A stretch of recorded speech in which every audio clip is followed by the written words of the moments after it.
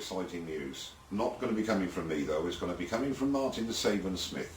And I am putting a link down below in the description, and may I ask you very kindly to click on that link and go straight across to Martin's channel. He has just uploaded the latest edition, and in that Martin will reveal all to the world. Some very exciting news, believe you me. Click on the link down below, pop across and listen to what Martin has to say. Thank you very much for watching. A turning video next time. Don't forget to subscribe, and I'll see you very soon. Cheers now.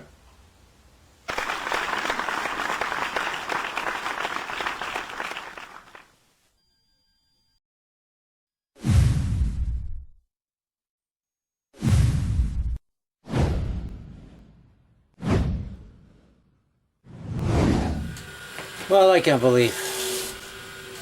I'm going to show you, I was trying to show you, making a vase out of this piece of mango, and I forgot to turn on the camera. Anyway, I started throwing it up, and I decided at one time that I was going to make somewhat of a hollow vessel. And as soon as I did that, I realized that I made a mistake, and that I should not have done that. I was trying to show off these knots, and I thought that that would be one way that I could get it to show off. And really, as soon as I did that, I realized it's like, okay, that's not what I wanted to do. I want to show off the knots, sure, but I wanted to maintain, definitely not that. It's not that I wanted to maintain something, it's that I didn't visualize this very clearly, or I didn't think about it clear enough before I went ahead and did that. And as soon as you do that, well, yeah, you're limited. You can't put it back. But on this case, I decided, I know that I can't put it back, but I don't want this. So I'm going in there and I'm going to treat this like I didn't even do that, and I'm going to bring the edge down to a rugged edge on the outside of this.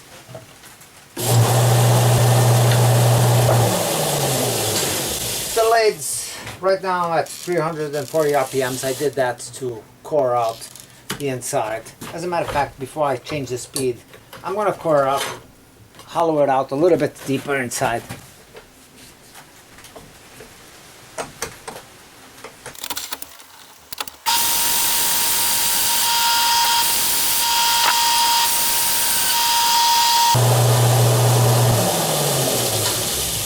And I'm going to speed up the lathe to maybe 1000 RPMs. I will see.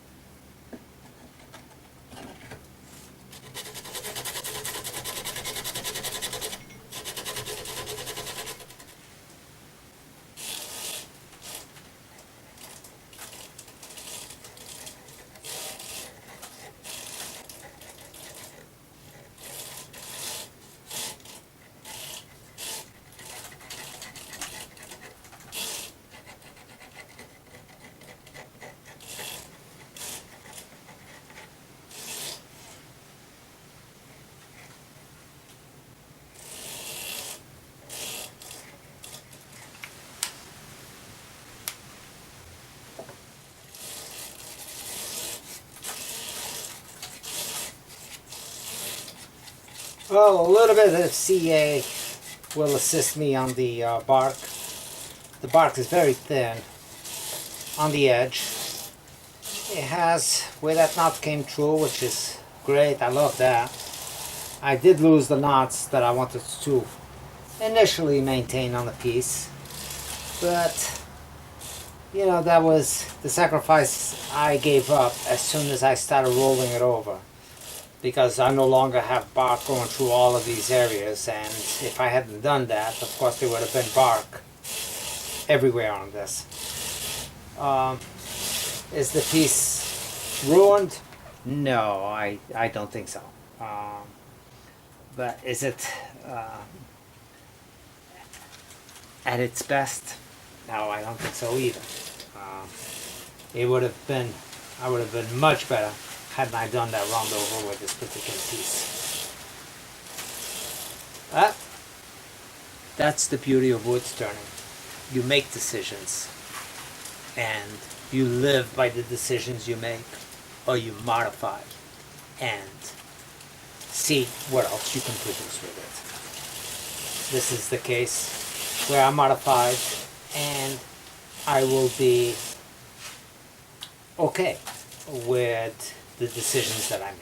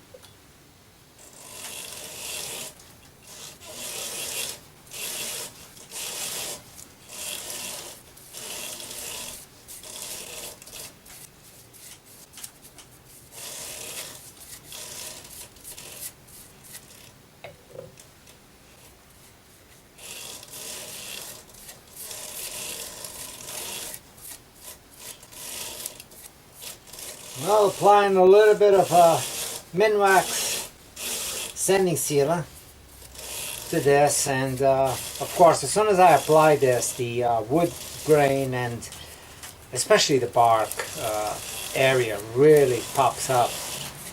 The reds become really vivid. So, you know, it's a good way to finish up your pieces. If for nothing else, the enhancement of the wood and the coloration that it produces. That's where everything comes to life. To life.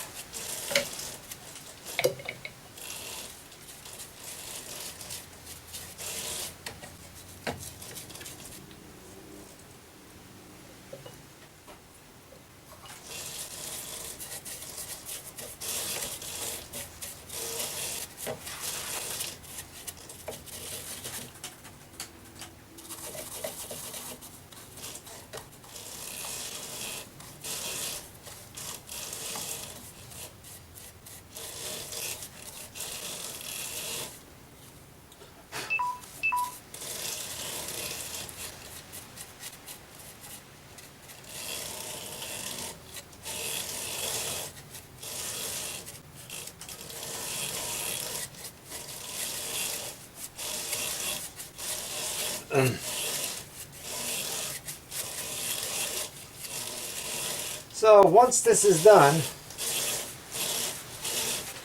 and I feel that I have a decent sanding on it, which I sand with 1200 grit wet sanding on this, then this one, well, typically I use the paste wax, but I think I'm going to do a mix of Captain Eddie's Shine Juice. So it's time to go ahead and wet sand this. And I'm going to sand it with, what do I got here? I believe it's 2000. It's whatever I got in hand.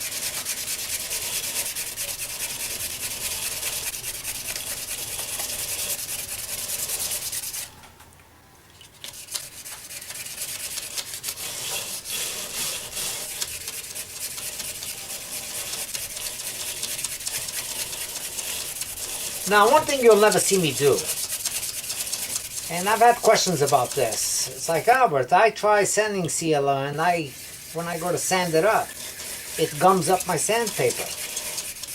Well, that can only happen if you are using dry sandpaper and you're power sanding. Well, I don't power sand my sanding sealer. It's a very little effort to wet sand it. It takes just a couple of minutes, if that, and all you're doing is breaking up any brush strokes or anything of that sort. You're not removing any fibers, you're not doing anything of that sort with wet sanding.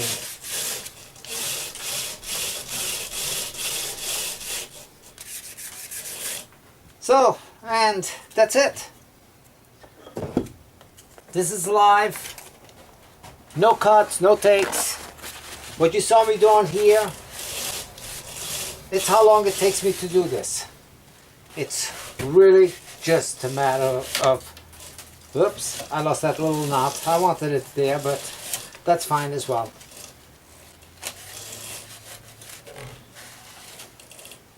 It was iffy if it was going to stay or not, as it was only held on by a very small piece over there.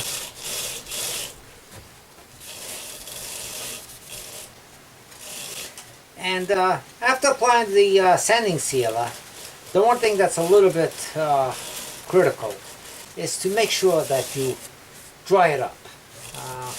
Don't rush this step. Make sure you get all the water out of it, and your finish will be a lot better. So after drying it up with a paper towel, I turn on the lathe to overspray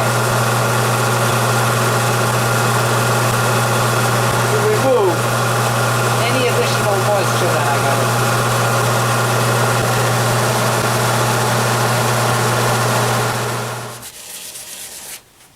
One more time, the dry paper towel.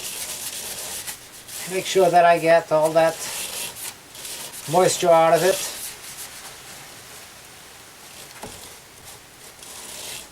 And I think at this point it's ready to be finished. So here's the when I apply this type of a finish, paper towel, and make sure you shake it up.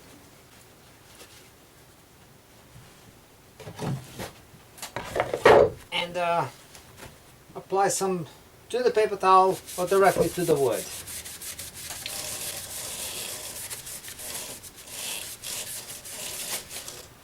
Rub it in good. Make sure that it gets in all the crevices.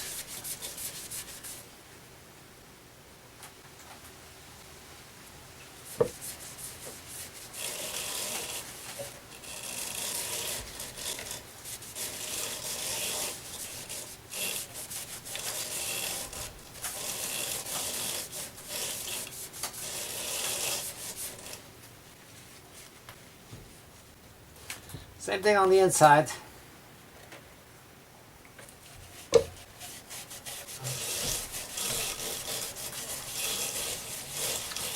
On the inside, I cannot do the same type of a buffing I do on the outside, for the simple reason that I don't trust this going around at a high speed and me putting my hands way in there.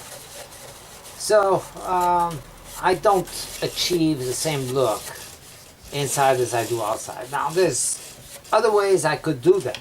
I could do a spray lacquer inside and not worry about any buffing. But you know, I want a decent finish, but I am not looking for glass. I'm not looking for something that is gonna look like it's anything but wood.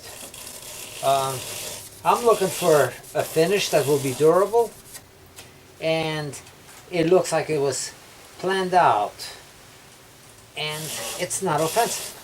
And again, that thing being offensive, that's a matter of who's looking at it. Some people will, of course, grab that shinier piece before they will grab a piece that's subdued. Some people, that's not the case. So it all depends on who's looking at it. Some people really want that super gloss, and that is fine. But if they come to me, if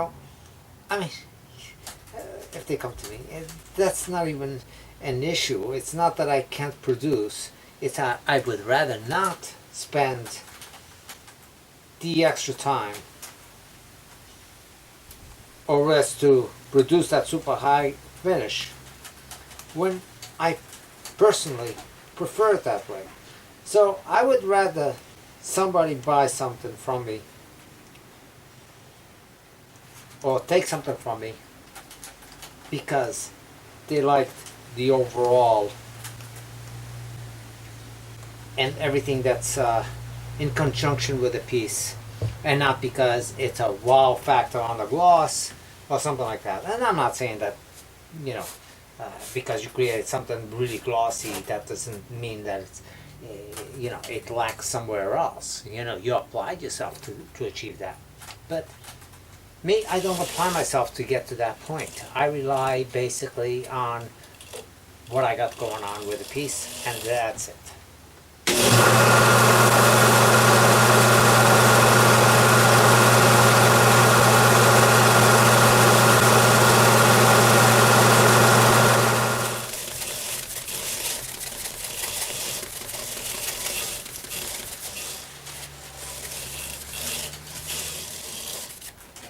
Now this video is not about showing you a wow factor piece. It's strictly showing you what do I do to get the pieces that I get, and nothing else. I am not trying to impress or trying to outdo anyone or anything of that nature. I enjoy being here. I enjoy being on the lathe. I enjoy wood turning. I enjoy the end results of the pieces. But do I think that any of my pieces are really outstanding? You can make it outstanding. You can keep going and doing what I'm doing until you achieve that look that you want. But I stop at the point that I feel that it's a very acceptable piece.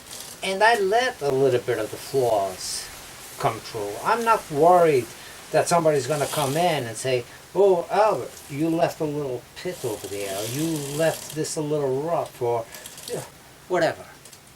I don't care. Bottom line is, I produce something fairly fast, and I don't look at it as it being better or worse than anything else. It is what it is. Well, because I'm going to leave the bark, or part of the bark on here, I want to slide this out.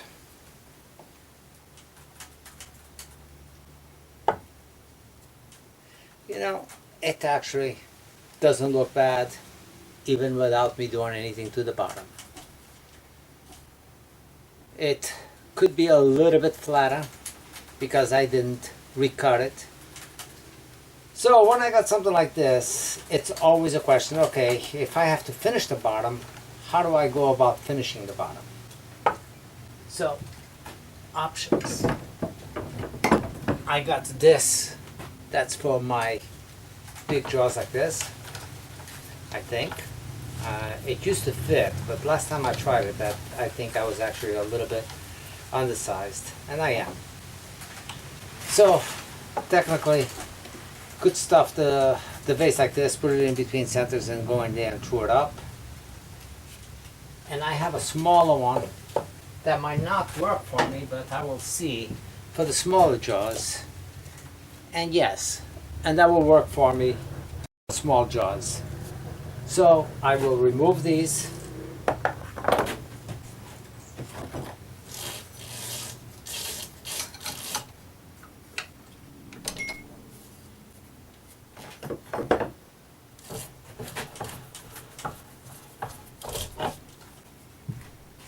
Mount that little jam chuck in here.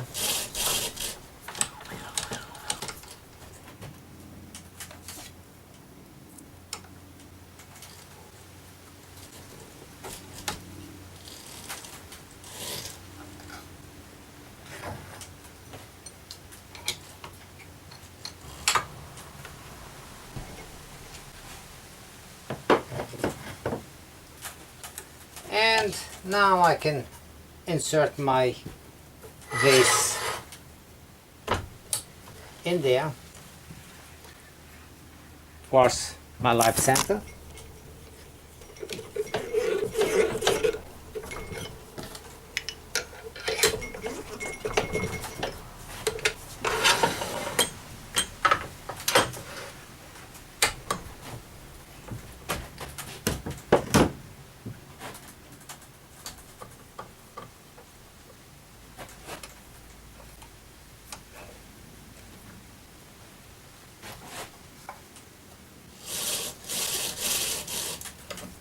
Check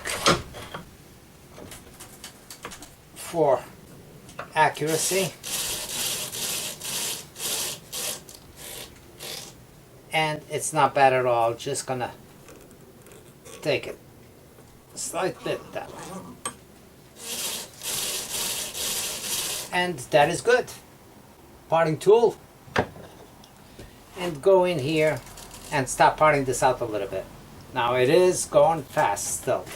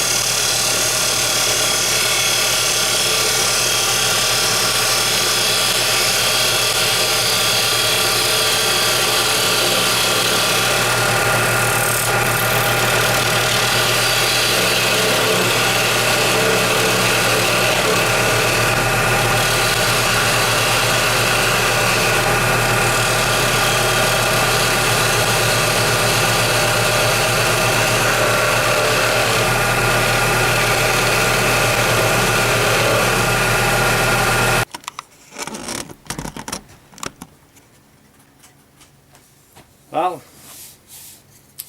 here it is.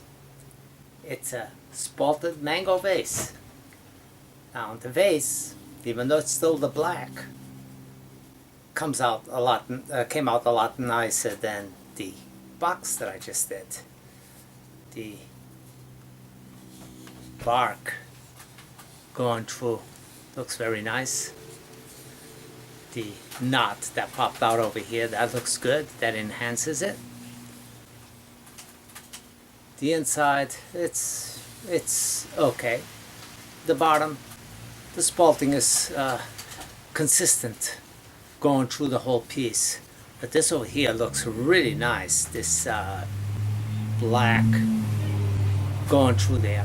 And you know, and for the amount of time that I spent on the finish, it really is not a bad looking finish piece. There's absolutely nothing. Yes, Could it be glossier? Absolutely. I could spend another 20 minutes, 30 minutes on it and apply a few more coats to it and achieve a higher gloss. But the question is, do I want it glossier? Does it really matter? You know, I don't think it matters. This is the finished piece. And, well, looks like I brought the box already inside when I took that little break. I wanted to show them both side by side, but either way, it will be shown side by side on a video maybe. So, thanks again. Have fun on the lathe. Be safe. Think. You know. Don't commit to a specific design that really alters your piece, and then you don't have any more choices like I almost did with this one. It's important that you stop your lathe in between when you're doing some drastic changes to your pieces in the shaping and see how it's taking place, because what you see when it's spinning might be a little bit different than what you see when it's stopped.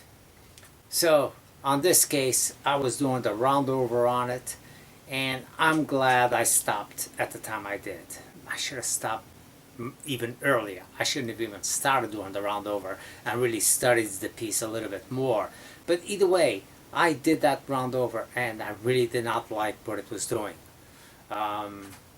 So it didn't ruin the piece, but it shrunk down the piece a little bit because it forced me to go in a little bit deeper on the top than what I had initially with the branches. And those branches would have looked nice going through here as well. But you know, the whole point is, don't beat yourself up over anything. See what you get, see what's developing, make adjustments to what's developing, and be looking at it. Be criticizing yourself, or probably wrong words. Be open-minded to what is developing on a piece. And it does not mean that it would have been ruined had I continued doing what I was doing with that roundover. But it's not what I envision. It's not what I see. It's not what this piece wanted to be. I've done many roundovers that I think look fantastic, but not necessarily with the natural bark going through it like this one does. So, you know, each piece should be as individual as the tree that it came out of. And this was a very nice tree. This was my personal mango tree that I've had in my yard for 10 years or so. And the thing had grown to about 20 feet tall. And it was not producing much fruit. It would flower, and I would get a lot of blooms, and I would get a lot of mangoes growing up, but they would all fall prior to maturing. Actually, when they were rather small, the bud that they grow on, it would just, they all fall one by one, and then I would get a couple staggered ones in the tree that would survive that phase, but not make it to mature. Yet when the tree was young, it would be so loaded with fruits that the branches would be hitting ground. So kind of disappointed. So I went up there and I chopped the top of the tree down, and that's what these branches were from. I mean, I chopped it way down. So if it's going to fruit, at least the tree has potential to have some strength. I took some pretty decent stumps out of it, considering it was way on the top. But anyway, thanks for watching. We'll see you soon. Take care.